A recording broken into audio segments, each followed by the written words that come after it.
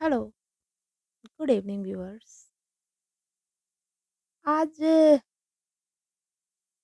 लोग जिस टॉपिक पे बात करेंगे वो है क्लासरूम मैनेजमेंट। क्लासरूम वो जगह जहाँ शिक्षक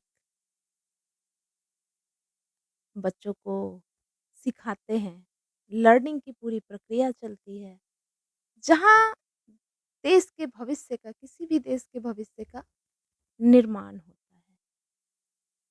और क्लासरूम एक ऐसी जगह है ना जो पूरी दुनिया में क्लासरूम ही ऐसी जगह है जहाँ से आने वाले भविष्य में क्या होगा, ये तय होता है। तो ये जो क्लासरूम है, इस क्लासरूम का मैनेजमेंट कैसा होना चाहिए? एक क्लासरूम के अंदर काफ़ी हेटेरोजेनस ग्रुप होता है बच्चों का, काफ़ी हेटेरोजेनस होता है। किसी का लैंग्वेज अलग है, किसी की सीखने की क्षमता अलग है, किसी का ग्रास्पिंग पावर अलग है, कोई दिव्यांग है, कोई कर्मेंद्रियों से दिव्यांग है, कोई ज्ञानेंद्रियों में किसी की कोई प्रॉब्लम है। कोई बच्चा किसी और सामाजिक परिवेश से आ रहा है, कोई किसी और सामाजिक परिवेश से आ रहा है और सबको एक प्लेटफ़ॉर्म पे लेके आना है और एक प्लेटफ़ॉर्म पे मीन्स एक क्लास में पूरे विभिन्नताओं से भरे हुए बच्चों को हमें पढ़ाना है और उन्हीं बच्चों में से कल के देश का भविष्य है, मतलब टीचर के हाथ में देश का पूरा भविष्य है। तो आप समझ सकते हैं कि इस प्लेस का मैनेजमेंट कितना इम्पोर्टेंट है। तो आइए बात करते हैं कुछ इम्पोर्टेंट चीज़ें जो क्लासरूम मैनेजमेंट के लिए ध्यान में रखने की है। उसमें सबसे पहली जो बात है, अभी सबसे इम्पोर्टेंट है एम्पैथिकल टीचिंग।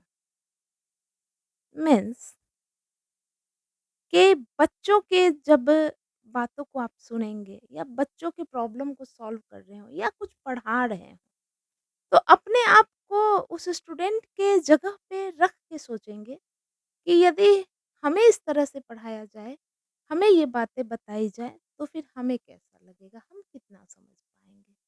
तो यदि एम्पैथी की भावना टीचर्स में है और एम्पैथी के टूल को टीचर यूज़ करना जानते हैं, एम्पैथी के साथ क्लासरूम में बच्चों को ट्रीट करते हैं, पढ़ाते हैं, तो बहुत कुछ अपने आप ही सॉल्व हो जाता है।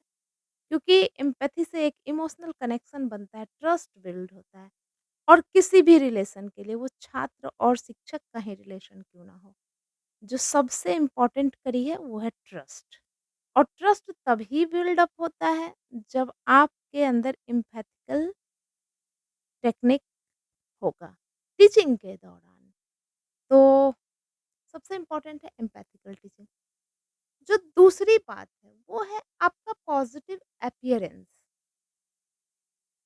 देखिए पॉजिटिव अपीयरेंस पे मैं एक वाकया शेयर करती हूँ कि जब मैंने टीचिंग शुरू किया था, तो उस समय जब मैंने अपने टीचर को ये बात बताई, जिन्होंने मुझे पढ़ाया था कि मैंने टीचिंग स्टार्ट किया है, तो उन्होंने मुझे एक बात कही थी कि सैलरी का 3 से 4% कम से कम अपनी पर्सनैलिटी के ऊपर ज़रूर इन्वेस्ट करना, नहीं तो आपका अपीयरेंस ठीक नहीं होगा और आप बेतरतीब तरीके से यदि जाओगे पर्सनैलिटी इन द सेंस कि आपका हेल्थ, आपका ड्रेस, एवरीथिंग जो कि आपको अच्छा पॉजिटिव अपीयरेंस दे। तो टीचर को सबसे पहले तो खुद को इग्नोर नहीं करना चाहिए क्योंकि आप ही हैं वो जो भविष्य निर्माण में सबसे इम्पोर्टेंट रोल अदा कर रहे हैं। तो आपको अपना ख़्याल रखना पहले ज़रूरी है। अब यहाँ पे जो पॉजिटिव अपीयरेंस में दूसरी बात आती है, वो है कि आपका ड्रेसअप कैसा होना चाहिए। देश, काल, परिस्थिति जो कि वर्ड मैं बार-बार कहती हूँ, जिस कंट्री में आप टीचिंग कर रहे हैं या जिस एरिया में टीचिंग कर रहे हैं, जैसे यदि आप उत्तर बिहार में टीचिंग कर रहे हैं या मुंबई में टीचिंग कर रहे हैं, तो दोनों में थोड़ा अंतर तो होगा। तो आप जिस एरिया में टीचिंग कर रहे हैं, उसके अकॉर्डिंग आई कैचिंग नहीं होना चाहिए, मीन्स ड्रेस ऐसा होना चाहिए जो सामाजिक परिवेश में जो सभ्य माना जाता हो, because you are role model.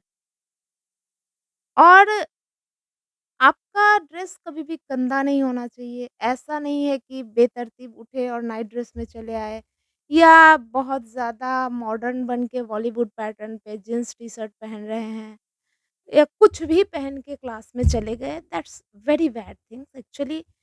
हमारे बच्चे हमें सीखते हैं, हमसे तो कुछ वो बाद में सीखेंगे, पहले तो वो हमारी पर्सनैलिटी को सीखते हैं।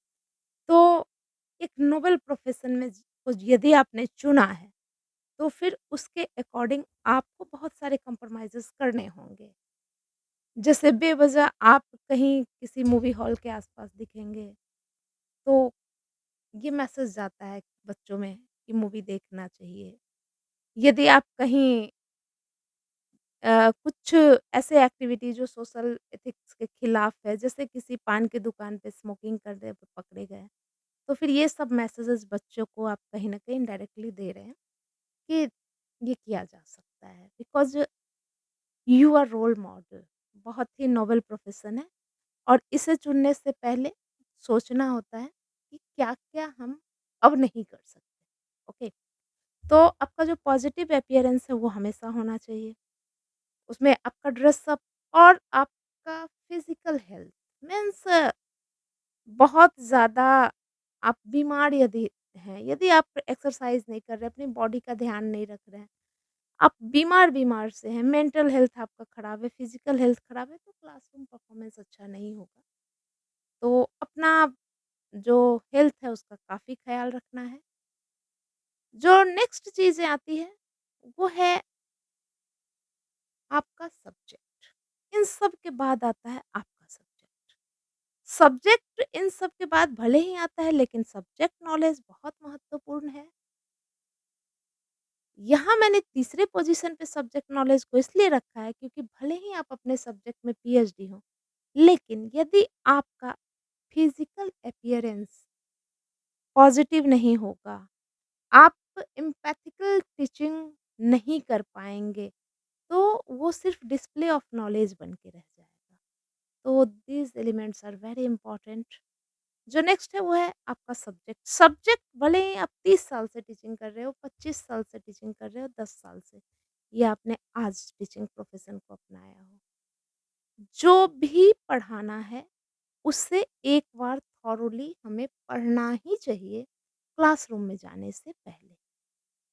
और उसमें क्या चेंज हुआ है, उसे भी एक बार ज़रूर देख लेना चाहिए। क्योंकि हो सकता है कि आप जब पढ़ा रहे हों तो या तो बच्चे आप गलत भी बता देंगे तो उनको गलत इन्फॉर्मेशन मिल जाएगा और वो मान लेंगे। नहीं तो फिर बच्चे आपको गलत मान लेंगे, क्योंकि बच्चे तो बच्चे हैं और हर सूरत में नुकसान बच्चों का होगा।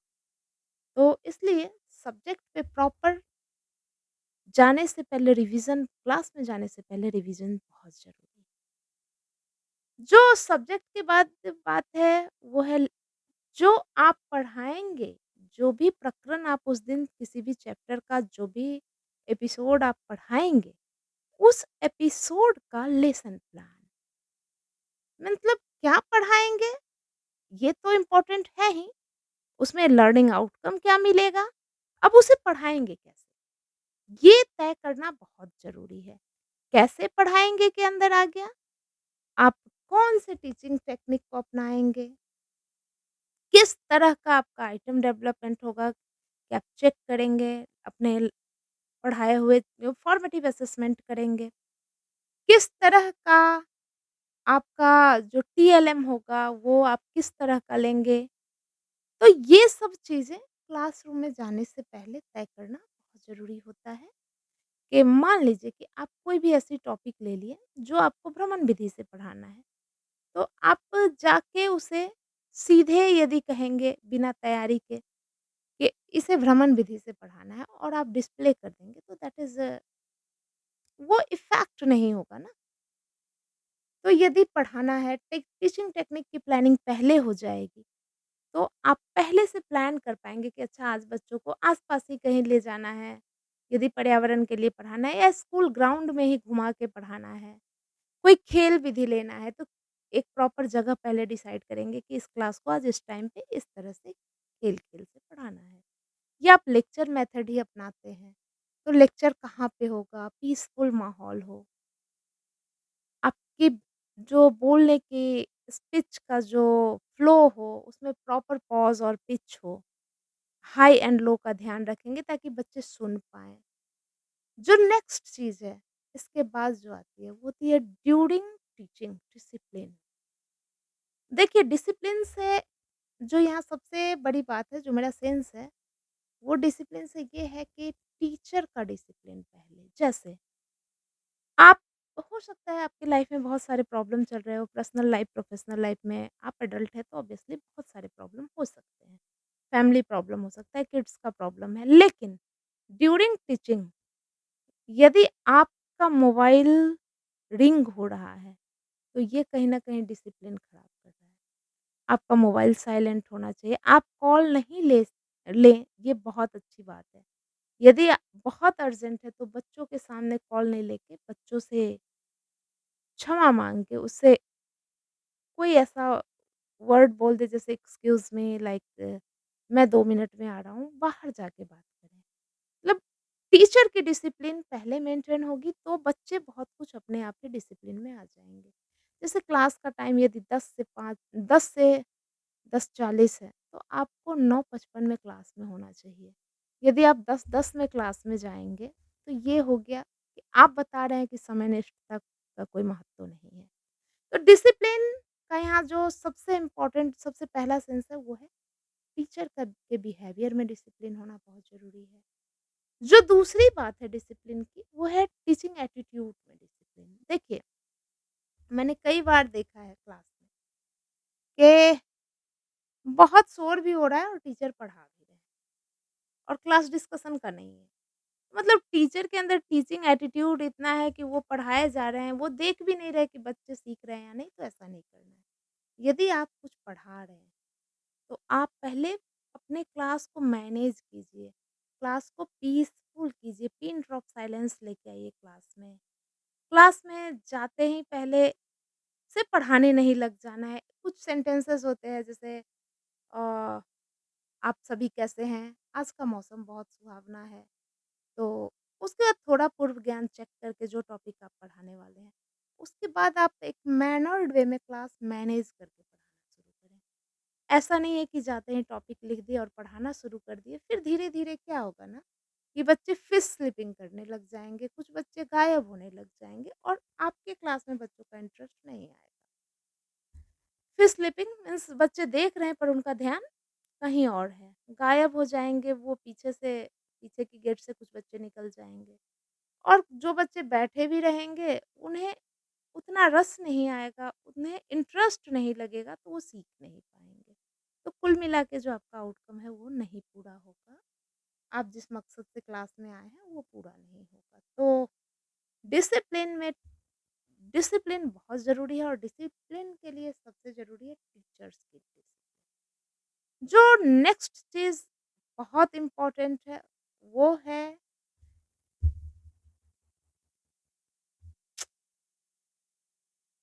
Sense of humour. Sense of humour means आप क्लास में गए और बिल्कुल माहौल एकदम भारी है, लग रहा है कि कोई बहुत बड़े टीचर आ गए हैं जिनको बहुत ज़्यादा नॉलेज है और बच्चे डर से कुछ पूछ भी नहीं रहे कि कहीं डाँट देंगे, कहीं उन्हें नीचा दिखा देंगे। तो सेंस ऑफ ह्यूमर का यहाँ सेंस है कि आप जहाँ भी रहें, वैसे भी आप जहाँ रहें, वहाँ यदि आपकी वजह से माहौल में भारीपन है, तो इट्स नॉट गुड थिंग्स। आपको क्लासरूम में ख़ासकर ये ध्यान रखना चाहिए कि आपके जाने के बाद बच्चे का जो मेंटल हेल्थ है, वो अच्छा हो और बच्चे को खुशी हो और माहौल लाइट हो। यदि आपको लग भी रहा है कि कुछ भारीपन है, तो कुछ जोक, कुछ चुटकुले सुनाकर आप पहले बच्चे के माइंडसेट को सीखने लायक बनाएँ, उन्हें हल्का बनाएँ उनके मनोस्थिति को। हो सकता है बच्चे का ध्यान भी इधर-उधर हो। तुरंत पहले कुछ टेंशन की बात हुई हो, तो उनकी मनःस्थिति सीखने के लायक और हल्का बनाने के लिए आप कई चीज़ें यूज़ कर सकते हैं, जैसे कि कोई जोक सुनाना, आज ही का कोई फ़नी वाक़या सुनाना या मौसम के बारे में प्रिडिक्शन फेल हो गया तो उसपे कुछ मतलब बहुत सी चीज़ें ऐसी हैं जिसे सुना के आप क्लासरूम के अंदर बच्चे को ईज़ी फ़ील करा सकते हैं और सीखने के लिए उनको तैयार कर सकते हैं। बिना सीखने के लिए मेंटली प्रिपेयर्ड किए हुए उनके मनोस्थिति को सीखने के लेवल पर लाए बिना आप उन्हें नहीं सिखा सकते। चाहे आपका टीएलएम कितना भी अच्छा हो, चाहे आपका लर्निंग लेसन प्लान कितना भी अच्छा हो, चाहे कुछ भी आपके पास कुछ भी नॉलेज हो वो डिस्प्ले हो जाएगा बट यदि बच्चे की मनोस्थिति सीखने की आपने नहीं बनाई, तो मैक्सिमम बच्चे नहीं सीख पाएँगे। जो नेक्स्ट बात वो है आपका अपना टीचिंग स्टाइल। देखिए टीचिंग स्टाइल ना जैसे कभी किसी की पर्सनैलिटी को कॉपी नहीं की जा सकती, वैसे टीचिंग स्टाइल को कॉपी नहीं किया जा सकता है। आप कॉन्फिडेंट रहें, अपने आप को बेहतर बनाने के लिए काम करें, लेकिन कभी भी किसी और के टीचिंग स्टाइल को कॉपी करने की कोशिश ना करें। उसमें होगा क्या कि आपका जो टीचिंग है वो उसमें बनावटीपना आ जाएगा और वो रियलिटी खो जाएगी और जहाँ रियलिटी खो जाएगी, वहाँ टीचर और छात्र का जो संबंध है ना, उसमें ट्रस्ट खो जाएगा। छात्र को कहीं न कहीं लगने लग जाएगा कि आप अपने अ, बच्चे सब कुछ समझ लेते हैं। ऐसा लगता है हमें कि हम बच्चों को बेवकूफ़ बना रहे हैं, पर ऐसा होता नहीं है। बच्चे सब कुछ समझ लेते हैं। यदि उन्हें ये लग जाएगा कि टीचिंग स्टाइल कॉपी की जा रही है या सब्जेक्ट नॉलेज कम है, तो धीरे-धीरे आपका इम्पोर्टेंस कम हो जाएगा और वो फिर आप कितना भी अच्छा पढ़ाएँगे ना, बच्चे सीख नहीं पाएँगे। तो अपनी टीचिंग स्टाइल को पहचानने की कोशिश करें और उसी पे काम करके उसको और हर रोज़ बेहतर बनाएँ। किसी के टीचिंग स्टाइल को कॉपी करने से कोई बहुत अच्छा टीचर नहीं बन सकता, ठीक है? जो लास्ट है, वो है teaching is not display of knowledge.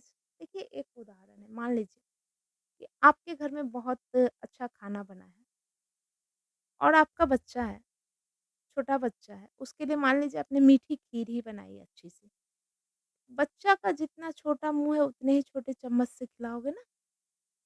कि ऐसा तो नहीं है कि बड़ा वाला जिस चम्मच से आप खा रहे हैं उसी चम्मच से आप 3 साल के बच्चे को भी खिला देंगे। तो माना मैंने कि आपका नॉलेज बहुत अच्छा है, आपका नॉलेज अच्छा है तभी तो आप यहाँ हैं। इसमें किसी को प्रमाणित कुछ करने की ज़रूरत नहीं है। You are qualified so you are teacher, okay?